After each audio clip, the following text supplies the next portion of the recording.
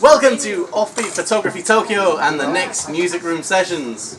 It's a stormy, rainy night, so thank you all very much for coming down tonight. It's appreciated. And it gives me great pleasure to introduce tonight's act. I'm an artist. Tonight's artiste, Brian Smith. Where's the tutu?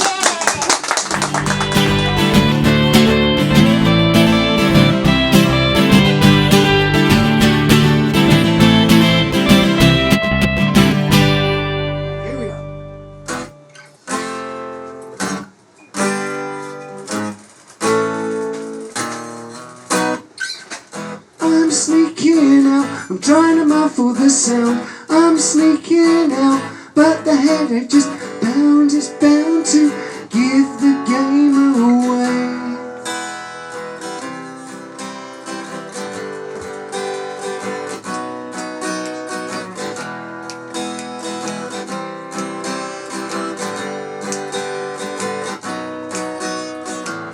The informality of last night's arrangements were a refreshing novelty. But where's my underwear, my money and my keys? Every time I peek from under the sheets, the morning sunshine shrinks and rubs a little sleep. What I wouldn't give for a lovely cup of tea. How I came to be here last night is currently eluding me.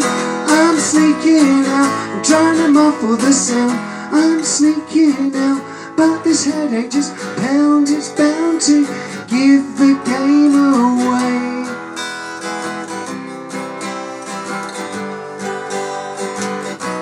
Thank you for joining us this evening. Thank you for having me, yeah. Would you like to give a quick Try again. Would you like to give a quick introduction about yourself to people of Offbeat and the people in the room that might not know you? Right. He knows all of this, but possibly nobody else knows any of it. My name's Brian Smith. I've lived for 49 3/4 years or something like that. I was born in a village called Warlingham in England. Good idea. As far as music goes, I picked up a guitar when I was 13.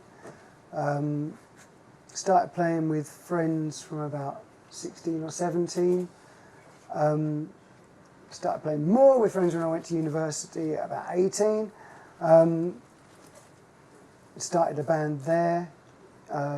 Joined a proper band just in my last year at university, which was a fantastic whirlwind experience because they were already doing gigs and I didn't have to do my first breaking of it all was like to hundreds of people as opposed to twos of people. This is what it's become. I want to get more about like the touring around the UK and around Europe and things. So I want to, obviously you're away from home and things. How did that feel and what did you do and were you homesick or did you just totally enjoy it? Or it was never that. So the first tour I ever did was just about a week and a half around Europe, which was like you wouldn't get homesick in a week and a half. It'd be like just going on a holiday camp.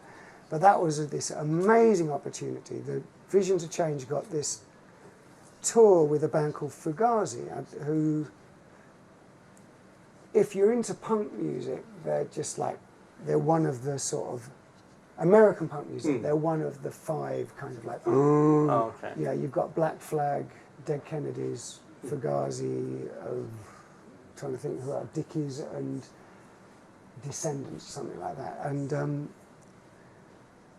And we somehow got onto this tour, and that was just incredible. They weren't your rock and roll type of band. They were all straight edge. They didn't drink, they didn't smoke. Their image is very serious, but actually predictably lovely people. Really great fun. And so that was the Europe tour with Visions of Change. Then, as I said, Visions of Change finished, and then it was Family Go Town. And sometimes we were on tour for a few days at a time. It would be a jaunt, but often we'd go home. It would be often the gig would be like leave Leamington where I lived and go to Newcastle and then drive back the next morning. You know, sorry, the same night. And get back at the next morning at like 5 in the morning. That's got challenges all to itself then. Yeah, luckily I didn't have to drive. So yeah, you band designated driver then. Several. Actually, rotations. we had enough friends that we could ask people outside the band to drive, which was brilliant. Which meant we could drink and make the most of the evenings. Yeah. Now, obviously, comparing that to the Tokyo scene, you'd have had to have taken all your gear with you, drum kit.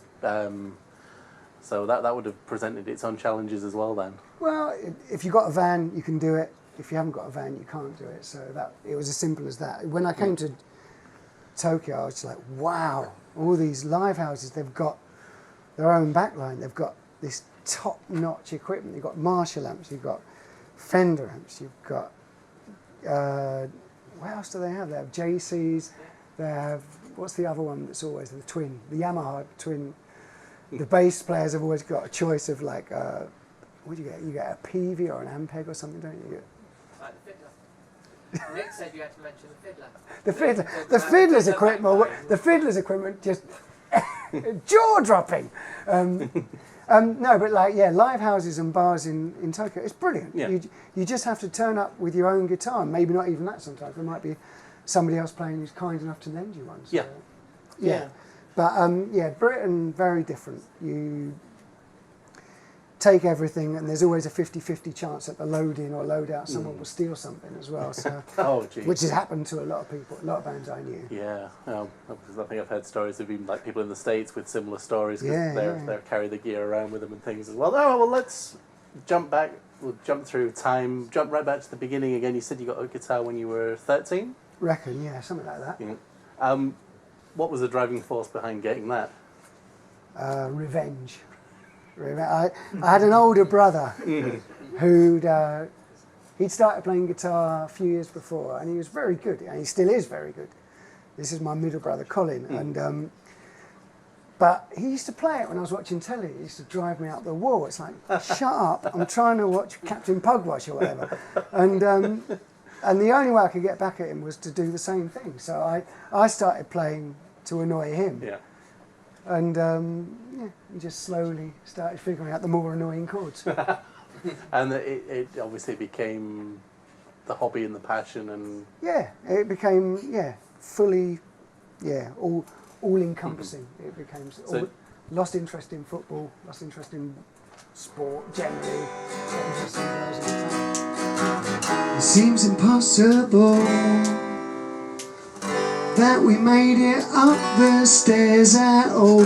Could I make a fool of myself or anybody else? I'm struggling to recall the Jasper Conrad Rambo of pedagogy that I'm focused on. Looks very odd to me from the bathroom sounds. I'm drifting down the hall, I can't be here at all.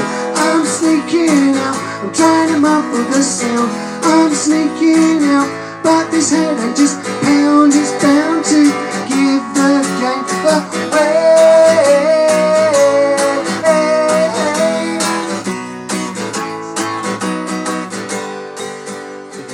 Is it rhythm, lead, or something in between, or is it a singer-songwriter? No, it's absolutely, definitely rhythm. I can't play lead guitar for Toffee. I can't do it. I don't have the wherewithal. And my mind doesn't work that way. I don't hear... The only melodies I hear on guitar are really simple ones. Like when I've played with people that can do lead guitar, like that gentleman there, or my friend Lee that I mentioned earlier, I'm just like, I love it. Yeah. I can't do it. It's not how my mind works. So were you always a songwriter, or when did you move into the more songwriter aspect? No, almost straight away. As soon as I started playing guitar, I started trying to write songs. I mean, they weren't any good, but that's what I was trying to do. Yeah. Well, you've got to start somewhere, haven't exactly, you? Yeah. So, just looking at the songs themselves then, obviously you've got a back catalogue you've written over the years. Are there some that keep coming back into playlists, or do you try and rotate? Or They're pretty much... Well, I mean... Old ideas which haven't been satisfied keep bouncing back, but the songs I did in Family Go Town, I've dug out one or two of them to do acoustically, but I've never played them with Minx. Yeah. Minx songs, I mean, we've been going a long time, 23 years, I reckon. And we still play the earliest songs. So they keep coming back. And then the songs that I've written by myself, maybe someday some of them will work their way into the Minx set, but most of them will probably stay where they are as solo songs. Yeah. Did I actually answer that question properly? Yeah. Well, I think we got there, yeah. So looking at the band Minx itself then, so you the main songwriter for that, or is it a joint venture? Would it be fair to say I think I'm the main one? I bring the baby to the playground and everybody spins it around and pushes it on the swings and stuff. And the difference between the songs that I do by myself and the songs that I do with Minx is definitely they get better through collaboration. Yeah. Yeah. Occasionally, some of the solo songs, the singularity of like thoughts, that occasionally works out best, but usually it's like, the sand that makes the pearl. It's like that. So you bring the spark and let it. Yeah, no, they're all better musicians than me. I say that without any fake humility. As far as their chops, they've got better timing, better knowledge, and they bring it to fruition. Okay. I think.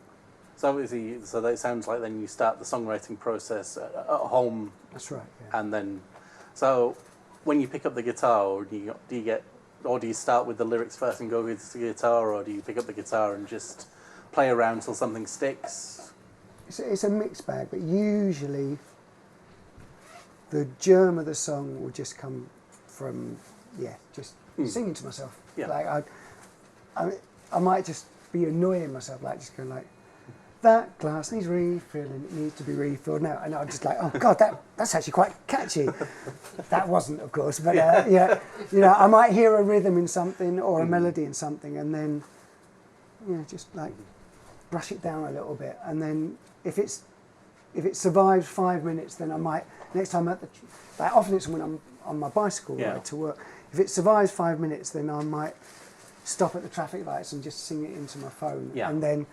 If I still give a shit that evening, I might dig out the guitar and try and work out what chords would fit behind that little melody, and then detune it, because obviously I did it in a really high voice and I can't do it that high. And then we're back down there, and it starts crystallising that way. And then how do you decide whether it goes solo or whether it goes to the band? Oh, it's a tough question.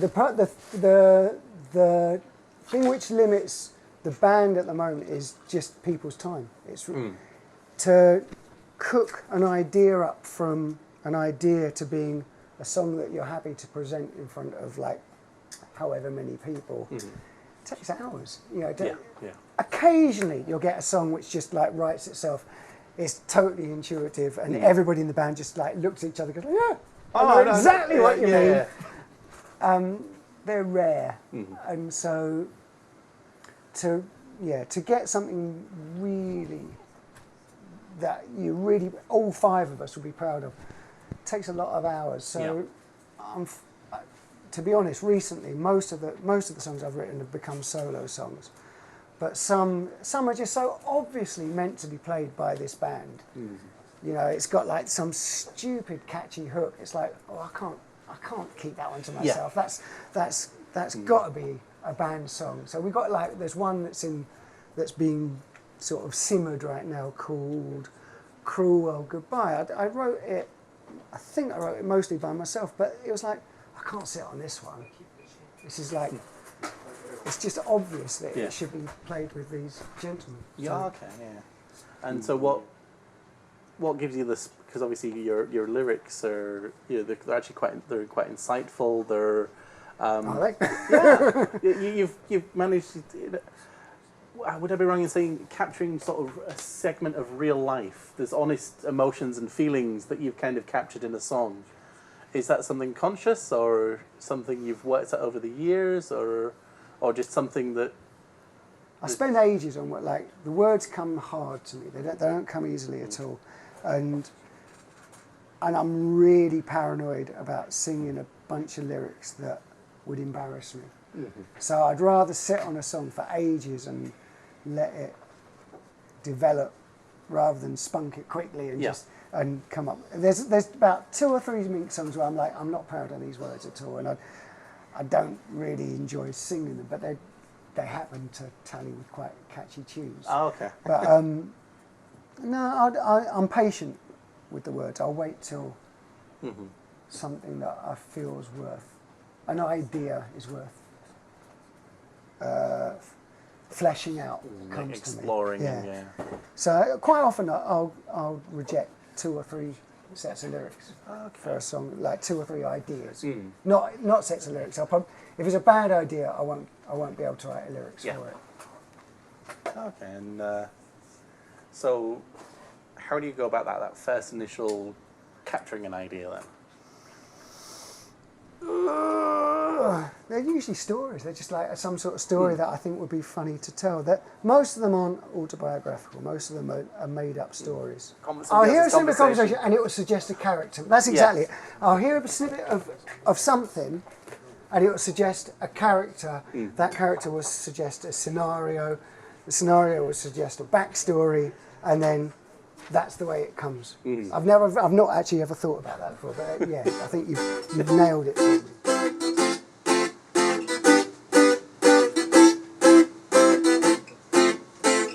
I used to walk home down another street. I stopped to talk with everyone I'd see. Was often complimented on my blooming cheek. Now I turn the other way as all my friends turn their back on me. I didn't ever want for things to end this way.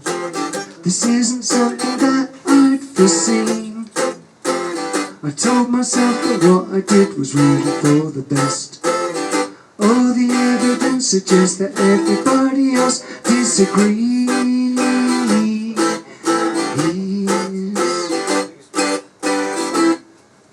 Now everything I touch seems to be cursed. Everyone I care for I've hurt. Well, maybe sorry works for some. Some things cannot be undone. Everywhere I go I feel numb. In the wrong before I've begun. Where once was love, now there's none. And now I am undone.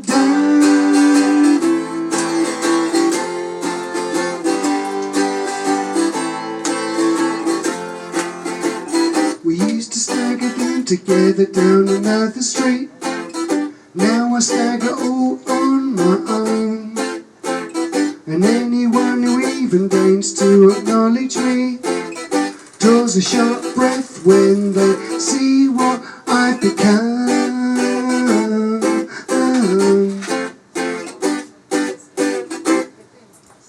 Everything I touch seems to be cursed. Everyone I care for I've hurt. Well, maybe sorry works for some. Some things cannot be undone. Everywhere I go I feel numb. In the wrong before I've begun. What we're just talking about, yeah. How did you meet them? So I was in. So my last year at university, by hook and by crook, I got invited to join a band. As far as I knew, they were going to be strangers. And then when I met the guy, it turned out that he'd actually picked me up hitchhiking about 2 years before. And when I was at university, you did a lot of hitchhiking, but this guy was, and I don't remember anybody except for this one guy, this guy called Lee, and it was just like 20 minutes in this little tiny green Mini of hilarity. It was just like such a funny hitchhike. And then 2 years later, another friend said, "Oh, my mate's looking for a guitarist for his band. Like they need someone urgently." And I said, "Oh, I'll be up for it." And he introduced it's like, "Oh, you're the bloke with the broken arm driving the Mini." And so I joined that band for about 6 months, and then Did you write songs with them at the time? I wrote one song for the punk band. It's very similar. My what is Sensibility. well, yeah. It was one of those star-crossed lovers sort of things. Yeah. It was one of those really nice moments where you meet somebody Yeah. who's totally in tune with you. Yes. So I joined his band. They kindly let me write a song, which was not a given.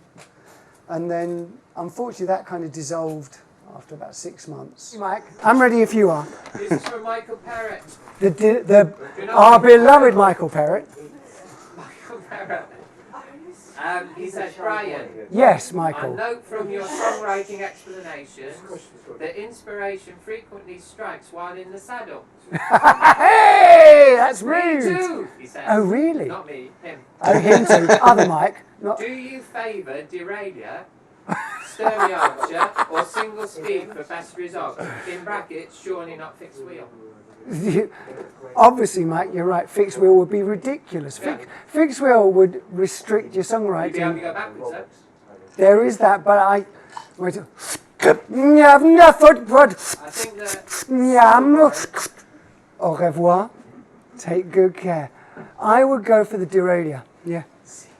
I've listened to a lot of interviews with other people that write songs, and the people, those interviewees whose songwriting I particularly like, all say that the songs they're really proud of are the ones that they didn't write on their native instrument, or didn't write, sat down just banging stuff out. I think once you've mastered to some level an instrument, you naturally gravitate towards what you always do. So you pick up guitar, G, an open G is the obvious thing to do. It's the way of checking whether the guitar's in tune. And then the first thing you do is you write a song around that open G, and that puts you into a familiar pattern. would you keep writing songs even if you knew that no one would ever hear them? He obviously doesn't know about us. Do you write songs? I know that most songs I write will never get heard by anybody, except for Me. you, or somebody that attends an acoustic gig. Yeah, yeah, I would. I just keep doing it. It's like in the same way that people will go out with their watercolours and paint a windmill for whatever reason. You know, it's probably only going to, at best, sit on their mantelpiece, whatever. And what I do is, yeah, the equivalent of that is just making songs for my mantelpiece. You know what Miles says? Yeah. Often asking myself that one, answers always yes.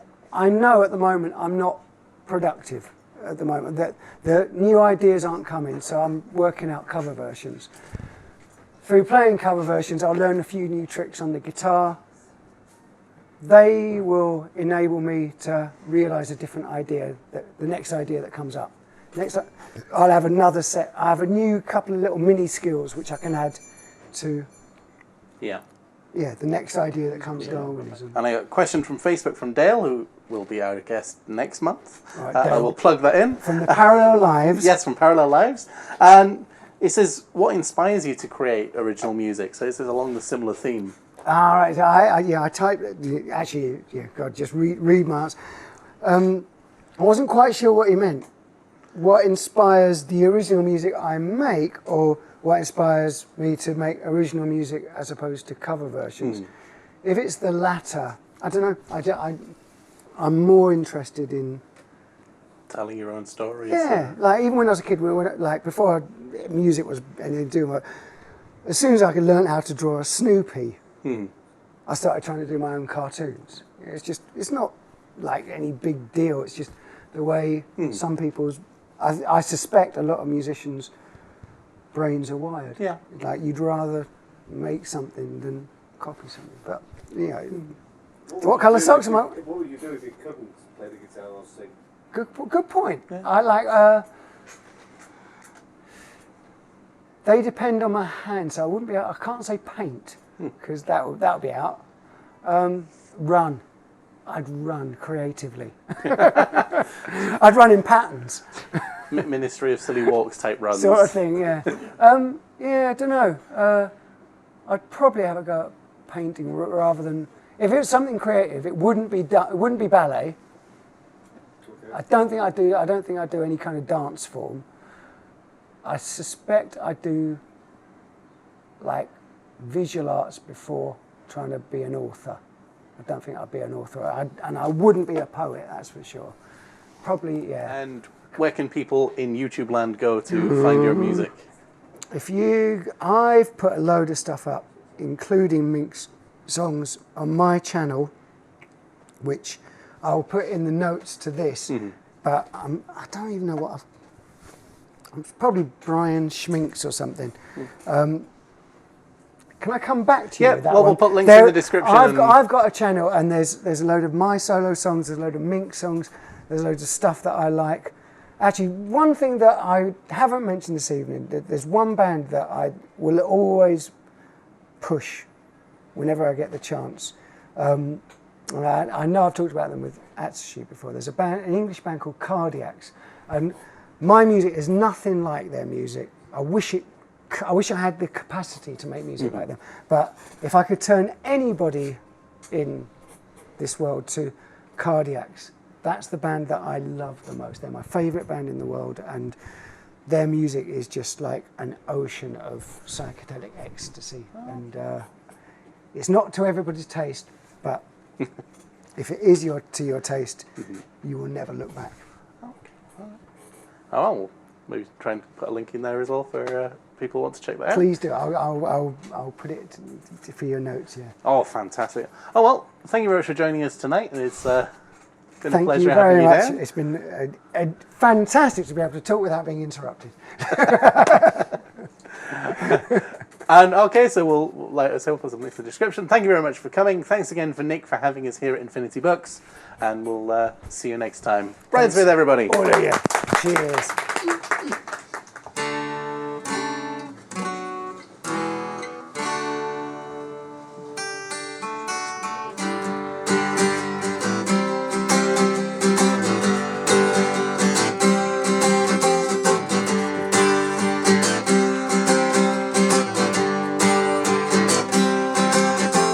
I keep my head down and my nose out of trouble.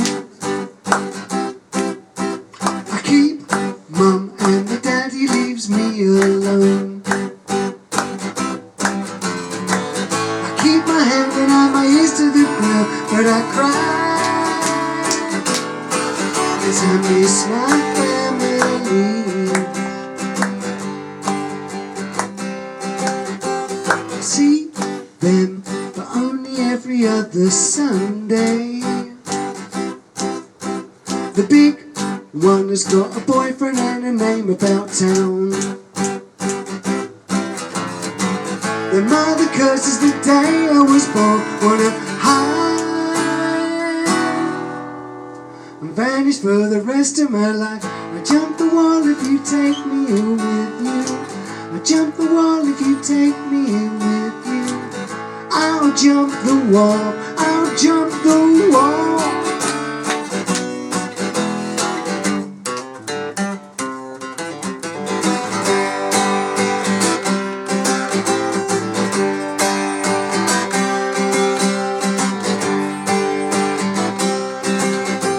I'm here for my own peculiar sense of justice.